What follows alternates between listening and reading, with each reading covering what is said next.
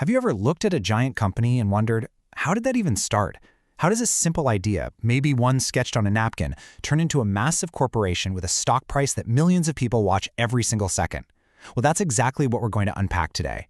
We're demystifying the entire North American stock market, from that first spark of an idea all the way to the global trading floor. So here's our roadmap. We're going to follow a company's life story. We'll start at the very beginning with how it gets its first funding. Then we'll cover the big leap of going public, how the whole market ecosystem works, and what makes prices tick. After that, we'll turn the camera on you. Should you be an investor or a trader? And finally, we'll peek into the world of high-stakes strategies. Let's jump in. All right, Section 1. Every single company you see on the stock market today started out as a private company. Just an idea, really, looking for the cash it needed to grow. This is where it all begins, way before the public ever hears its name. To get off the ground, a startup needs one thing: money.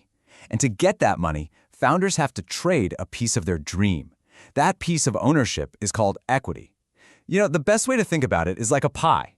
A founder starts with a whole pie, but to get the money to buy better ingredients and a bigger oven, they have to sell off slices of that pie to investors. So who's buying these first slices? Well, it's mainly two groups. First, you've got your angel investors. These are typically wealthy individuals, often successful entrepreneurs themselves, who are literally betting on an idea with their own money. Then you have venture capitalists, or VCs. These are professional firms. They're not investing their own cash, but big pools of money from institutions. And because of that, they usually wait until a company has a little bit of traction, something to prove it's not just a dream. And this table really lays out the differences perfectly. Angels jump in super early at the idea phase, writing smaller checks from their own bank accounts. The risk is absolutely sky high, but so is the potential reward. VCs, on the other hand, show up later when there's proof the company is working. They write much bigger checks, but because they're managing other people's money, their decision-making is way more formal, and they're not taking those same wild bets. Now, before anyone writes a check, they all have to agree on a really important question. What's this company actually worth? This whole process is called valuation. You see, for a big established company, you can look at its profits, its assets, it's a science. But for a startup, it's more like an art. It's about potential. How good is the team? How big is the market? Ultimately, the valuation is just whatever an investor is willing to pay for a slice of that pie. And this is how the math actually works. It's simpler than you think. Let's say an investor comes in and offers $1 million for 10% of the company. Okay, well, if $1 million is 10%, then 100%, the whole company, must be worth $10 million, right? That's what we call the post-money valuation, the value after the money comes in. So what was it worth just before? Simple, just subtract the new investment. 10 million minus 1 million gives you a pre-money valuation of 9 million. See? Okay, let's fast forward. After a few years and a few rounds of private funding, our little startup is now a big, successful company. It needs even more money to expand, and those early investors are ready to cash in. This brings us to a huge milestone. It's time to go public. And this giant step is called an initial public offering, or IPO. This is the moment a company goes from being owned by a small group of people to being owned by, well, anyone with a brokerage account. It's a massive deal. It lets them raise a ton of cash from the public, and just as importantly, it gives those early angels and VCs an exit, a chance to sell their shares and finally see a return on their risky bet. But you can't just flip a switch and go public. Oh no, it is a long, expensive, and super regulated process. First, the company hires an investment bank to be its underwriter. They're like the guides on this journey. Then they have to file a mountain of paperwork with the government's main referee, the SEC. The SEC goes through everything with a fine-tooth comb to make sure the company is being totally transparent. They're there to protect the public. Only after getting the green light can the company finally list on an exchange. So IPO day is here, but who actually gets to buy the shares at the starting price? You might think it's a free-for-all, but look at this chart. It's not even close. The vast majority, like 80%, goes to big institutional investors. We're talking massive pension funds and mutual funds. The next slice goes to the bank's richest clients. And everyday folks like us, we're left to fight over the last 5%. The reason is stability. Institutions buy huge chunks and tend to hold on, which helps keep the price from going totally crazy on day one. So our company did it. It's public. Its ticker symbol is scrolling across TV screens everywhere. Now its stock lives and breathes in this huge interconnected world of exchanges, brokers, and regulators. Let's see how that ecosystem works. In the US, the whole system is really dominated by two giants, the New York Stock Exchange and the NASDAQ, and they have totally different personalities. The NYSE is the old school one, famous for that chaotic trading floor you see in movies. It's an auction market where humans help match buyers and sellers. It's home to a lot of the big, established, blue-chip companies. The NASDAQ is the complete opposite. It's a fully electronic dealer market, no floor, just a network of computers. This has made it the go-to place for tech companies and fast-growing businesses. So who's making sure this multi-trillion-dollar game is played fair? That's the job of the regulators. In the US, the big one is the SEC, the Securities and Exchange Commission. Think of them as the top cop on the beat. In Canada, it's the CSA. Their whole mission is to protect you, the investor, by making sure public companies are honest about their finances. Without them, there'd be no trust in the system. Okay, so the stock is out there trading freely. Now we get to the really big question. What actually makes that price wiggle up and down all day long? It's like a huge dynamic dance, and we're going to learn the steps. You know, for all the complexity and all the jargon, what moves a stock price boils down to the most basic rule in economics: supply and demand. That's it. If more people want to buy a stock than sell it, the demand pushes the price up. If more people want to sell than buy, the flood of supply pushes the price down. At its very heart, it is literally that simple. But what drives that demand?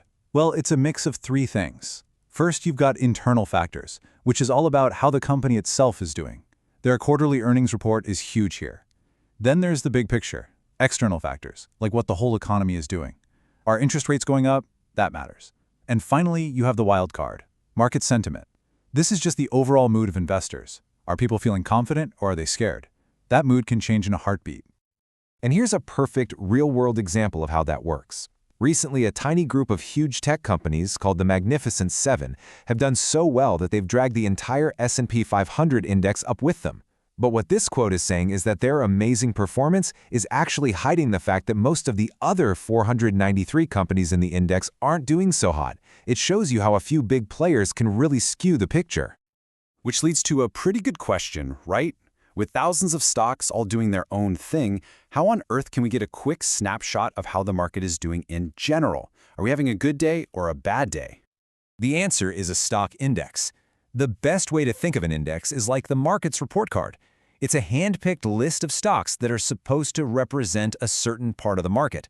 By watching whether the index is up or down, we can get a really quick idea of the overall health of that market segment. In the US, you're always going to hear about these three. The Dow Jones is the oldest. It's just 30 huge established companies. It's price-weighted, so a stock with a high price has more pull. The S&P 500 is the big one most professionals watch. It tracks 500 companies, and it's market cap weighted, meaning the biggest companies by total value have the most influence, which makes more sense. And finally, the NASDAQ composite is massive with over 2,500 stocks, making it super tech-heavy. Okay, we've covered how the market works. Now let's make it personal. Let's talk about you. When you decide to step into this world, you have a really big, fundamental choice to make. There are two basic ways to approach this whole thing. And that choice is, are you an investor or are you a trader? An investor is playing the long game. They think in years, even decades. Their goal is to slowly build wealth by owning pieces of great businesses. A trader is playing the short game. They think in days, hours, even minutes. Their goal is to make quick profits off of price swings. And as you can see, that one difference, long-term versus short-term, changes absolutely everything. They even use totally different tools. Investors use what's called fundamental analysis. They're like detectives, digging into a company's health, its earnings, its debt, its management, to figure out what it's really worth. Traders use technical analysis. They don't really care about the company's earnings. They believe all of that stuff is already baked into the price. Instead, they study charts, looking for patterns to try and predict where the price is going next. Now, it doesn't matter which path you pick. You can't do either one without a ticket to the game. And that ticket is your brokerage account. It's your personal gateway to the market. It acts like a digital vault to hold your stocks, and it's the tool you use to actually place the buy and sell orders that get sent to the exchanges. So, when you're in your account ready to buy, you've got two main buttons you can press. The first is a market order. This just means get me this stock right now, whatever the current price is. It guarantees you get in, but not at what price. The other is a limit order. This lets you say, I only want to buy this stock if it hits $50 a share or less. This guarantees your price, but it doesn't guarantee your order will ever actually go through. It's a classic trade-off, speed versus price. All right, for our last section, we're going to wade into the deep end of the pool. So buckle up. We're talking about the advanced, high-risk strategies that professional traders use. This is where the potential for reward and, more importantly, for loss gets a whole lot bigger. First up, we have day trading, and it's exactly what it sounds like. Day traders live by one simple rule: get in and get out before the market closes. They never hold a position overnight. Their goal is to scalp tiny profits from the constant little price wiggles that happen all day long. It's a very active, very intense way to engage with the market. Now, because this is so risky, regulators in the US have a special rule you absolutely have to know about. It's called the Pattern Day Trader Rule, or PDT rule. Basically, if you make 4 or more day trades in a 5-day period in the same account, you get flagged as a pattern day trader. And once that happens, a new rule kicks in.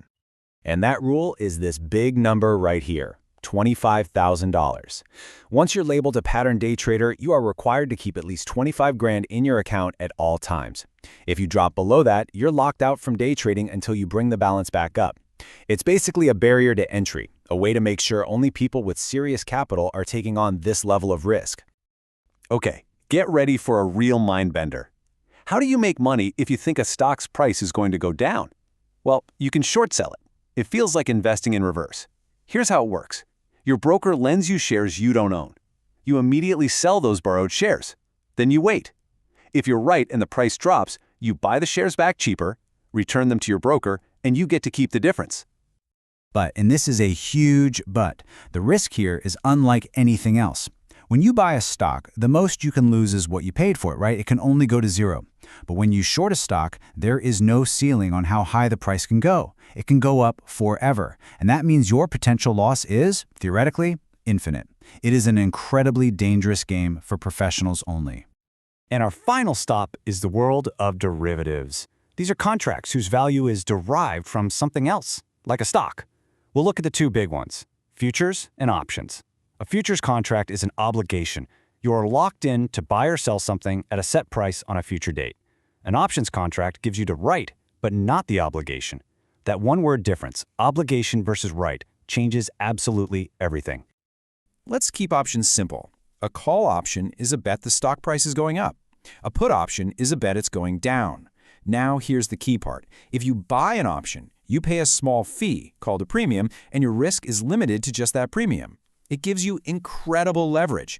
But if you sell an option, you're the one collecting the premium, but you're also taking on the obligation, and that can expose you to huge, sometimes unlimited risk, just like short selling. And there we have it. We've gone from a simple idea all the way to the most complex financial tools on the planet. We've seen how a company is born, how it enters the public stage, and the different philosophies you can use to participate. The stock market is, without a doubt, one of the most powerful wealth-building engines ever created. But it's also an arena of very real risk. So the final question isn't for me, it's for you. After seeing the entire landscape, which path makes the most sense for your goals, your personality, and your financial journey?